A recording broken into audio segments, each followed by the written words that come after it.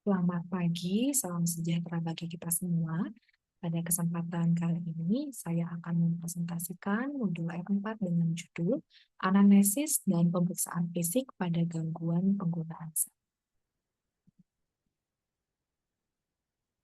Adapun tujuan pembelajaran dari modul ini adalah yang pertama, menjelaskan prinsip anamnesis gangguan penggunaan zat. Kemudian juga yang kedua, mengidentifikasi pola dan jenis penggunaan zat. Yang ketiga, melakukan pemeriksaan fisik terkait penggunaan zat. Kemudian yang keempat, membedakan intoksikasi, withdrawal, dan juga komorbiditas. Serta yang terakhir, menyusun penilaian awal dan rencana tata laksana. Untuk definisi gangguan penggunaan zat sendiri adalah merupakan pola penggunaan zat yang maladaptif yang menimbulkan distres atau disfungsi, di mana ditandai dengan adanya craving, yaitu keinginan yang sangat kuat, kemudian adanya kehilangan kontrol, toleransi, dan juga withdrawal. Berdasarkan DSM-5 sendiri, gangguan penggunaan zat ini dibagi menjadi spektrum ringan hingga berat, di mana diagnosis bisa ditegakkan bila seseorang memenuhi minimal 2 dari 11 kriteria dalam periode 12 bulan terakhir. Klasifikasi zat sendiri ada alkohol, opioid, sedatif atau hipnotik, stimulan, kanabis, halusinogen, dan juga inhalasi. Kita masuk ke dalam prinsip anamnesis, bahwa dalam melakukan anamnesis, kita harus yang pertama non-judgmental dan juga menunjukkan empatik. Kemudian juga kita harus menjunjung tinggi prinsip menjaga kerahasiaan pasien. Serta kita perlu menggunakan pertanyaan terbuka untuk dapat mengeksplorasi informasi lebih dalam. Dan diakhiri dengan validasi informasi, tentunya sangat perlu sekali melakukan heteroanamnesis, yaitu kita lakukan anamnesis pada keluarga ataupun pada orang terdekat yang memang mengetahui keadaan pasien. Masuk ke dalam struktur anamnesis, kita akan membahas terkait 5 domain utama dalam anamnesis, terutama anamnesis untuk penyalahgunaan zat, di mana yang pertama adalah jenis zat, kemudian yang kedua pola penggunaan, yang ketiga dampak klinis, yang keempat riwayat sebelumnya, dan yang kelima faktor risiko serta protektif. Kita akan bahas satu persatu domainnya. Jadi dalam melakukan anamnesis, sangat penting sekali kita untuk melakukan identifikasi jenis zat. Ini adalah domain yang pertama. Dalam menggali identifikasi jenis zat, kita dapat melakukan atau memberikan pertanyaan secara spesifik, seperti apa saja zat yang digunakan, kemudian nama zatnya apa, apakah didapatkan secara legal atau ilegal, kemudian bagaimana cara penggunaannya, apakah secara oral, inhalasi, ataupun injeksi. Dari beberapa informasi yang kita dapatkan, kita bisa mendapatkan petunjuk bahwa pasien-pasien yang menunjukkan gejala sedasi mungkin kita bisa curiga ke arah penggunaan opioid. Kemudian pasien yang mengalami hiperaktif, kita bisa curiga penggunaan stimulan, ataupun juga menunjukkan gejala-gejala disinhibisi, kita bisa curiga penyalahgunaan alkohol. Kemudian domain yang kedua yaitu pola penggunaannya. Dalam pola penggunaan yang perlu kita gali adalah sejak kapan usia pertama kali penggunaan zat tersebut, kemudian frekuensi dan dosisnya seperti apa, durasi penggunaannya seperti apa, kemudian eskalasi atau toleransinya seperti apa, dan situasi penggunaannya seperti apa, apakah digunakan secara sendiri-sendiri atau sosial, jadi bersama-sama dengan orang lain. Untuk domain yang selanjutnya yaitu dampak klinis. Jadi dampak klinis ini kita perlu menggali untuk gejala fisik yang muncul pada saat penggunaan zat tersebut. Apakah muncul gangguan tidur, apakah muncul penurunan berat badan, kemudian kita gali juga apakah muncul gejala psikiatris seperti cemas, apakah muncul depresi, atau bahkan mungkin muncul gejala-gejala psikotik atau psikosis. Kemudian juga kita perlu menggali dampak terhadap sosial, bagaimana dalam pekerjaannya, bagaimana peran pasien dalam keluarga, dan apakah ada keterlibatan dalam hukum. Domain selanjutnya ini adalah riwayat penting. Jadi penting sekali kita untuk menanyakan riwayat apa saja. Yang pertama riwayat penggunaan sebelumnya, kemudian juga riwayat rehabilitasi, kemudian juga ada riwayat withdrawal, riwayat overdosis, ataupun juga ada riwayat komorbid medis ataupun psikiatri sebelumnya. Untuk domain yang terakhir yaitu faktor risiko dan juga faktor protektif. Di faktor resiko, ini kita bisa menggali faktor biologis pasien seperti apa. Apakah ada riwayat keluarga dengan gangguan penggunaan zat, karena ini terkait juga dengan genetik.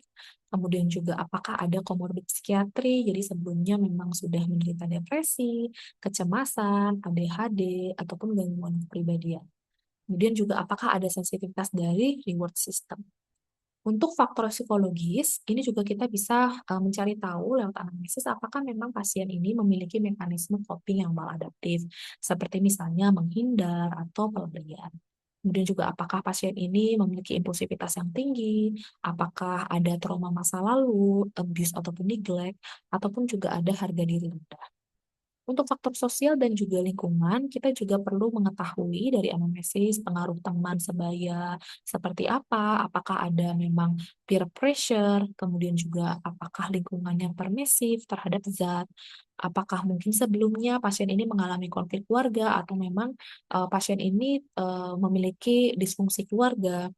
Kemudian juga apakah sebelumnya ada stresor kehidupan, mungkin ada masalah dalam pekerjaan, ataupun dalam ekonomi, ataupun dalam sekolah.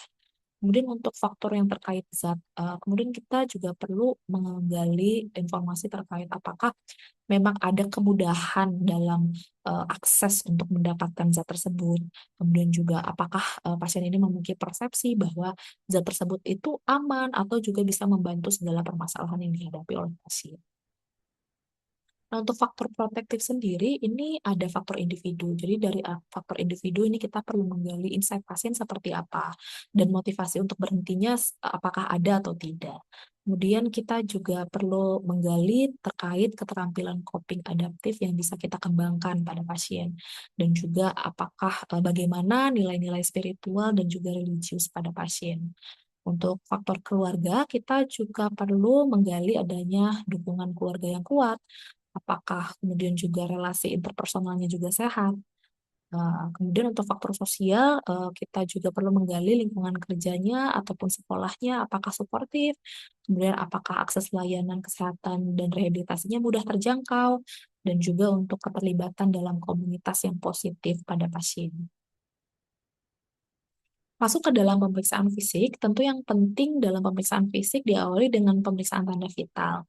Nah, dari beberapa tanda vital ini kita bisa menunjukkan beberapa keadaan tertentu, seperti misalnya dalam pemeriksaan heart rate, kita bisa menemukan takikardia ini pada pasien-pasien yang mengalami intoksikasi stimulan, kokain atau sabu, kemudian juga takikardi juga ditunjukkan pada pasien-pasien yang mengalami withdrawal alkohol ataupun juga opioid.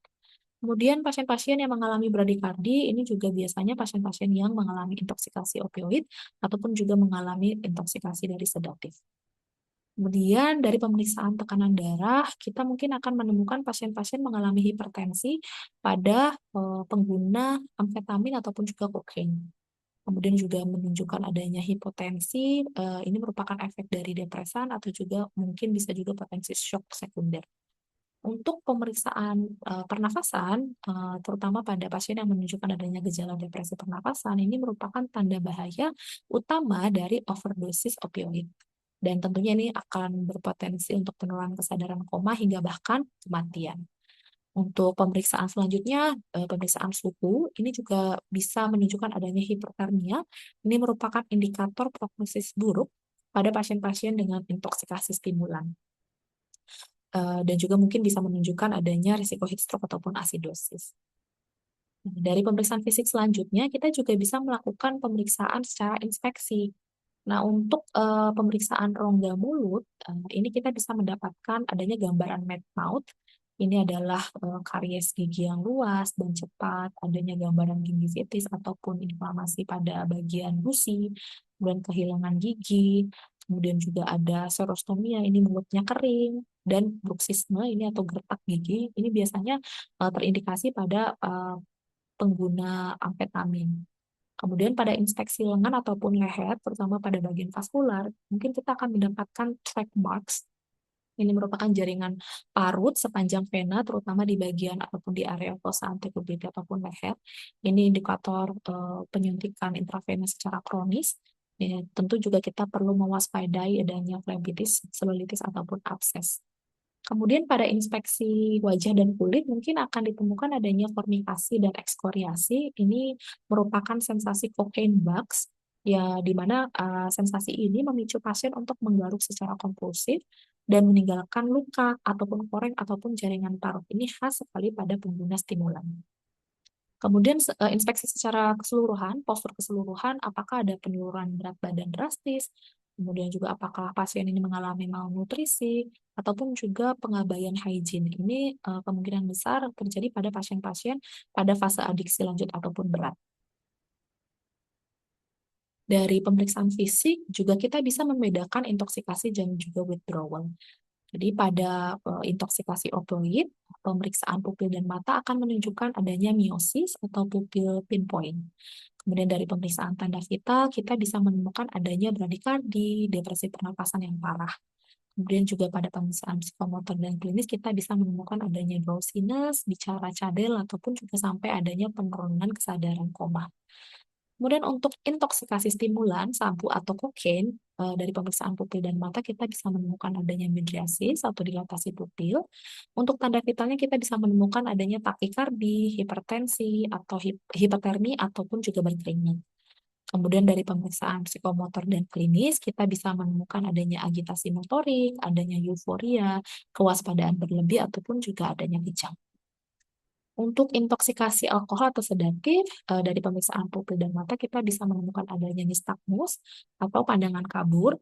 Kemudian dari tanda vital juga kita menemukan adanya hipotensi ataupun juga bradikardi ringan. Dari pemeriksaan psikomotor dan klinis kita bisa menemukan gaya jalan yang sempoyongan, adanya inkoordinasi dan juga bicara cadel.